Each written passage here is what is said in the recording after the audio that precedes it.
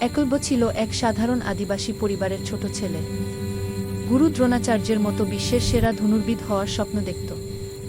সে দূর হস্তিনাপুরে গেল এবং তাকে শিষ্য হিসেবে গ্রহণ করতে ভীষণ You have শ্রদ্ধার been সাথে chosen. দ্রোণাচার্যকে অনুরোধ করল। Take this burden কিন্তু and Dronacharya rise to your রাজপরিবারের destiny. I সন্তানদের will শিক্ষা not. You দেওয়ার have been প্রতিশ্রুতিতে chosen. অটল ছিলেন বলে তিনি Take একলব্যকে this ফিরিয়ে দিলেন। burden and rise to মন your খারাপ destiny. হলেও দমে I না will গিয়ে not. একলব্য জঙ্গলে ফিরে এসে দ্রোণের একটি কাদামাটির মূর্তি তৈরি করল এবং সেই মূর্তির সামনে ঘণ্টার পর ঘণ্টা অনুশীলন করল। বিশ্বাস করল, নিষ্ঠা থাকলে প্রকৃত শিক্ষকের অভাবও পূরণ হয়ে যায়। অধ্যবসায় আর বিশ্বাসের শক্তিতে একলব্যের তীরন্দাজি এতটাই নিখুঁত হয়ে উঠল যে একসময় তা অর্জুনের দক্ষতাকেও ছাড়িয়ে গেল।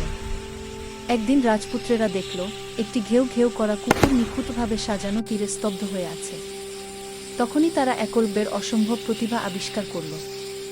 দ্রোণ যখন শুনলেন যে একলব্য তাকে নিজের গুরু মনে করে অনুশীলন করেছে, তিনি অর্জুনের শ্রেষ্ঠত্ব হারানোর আশঙ্কা করলেন।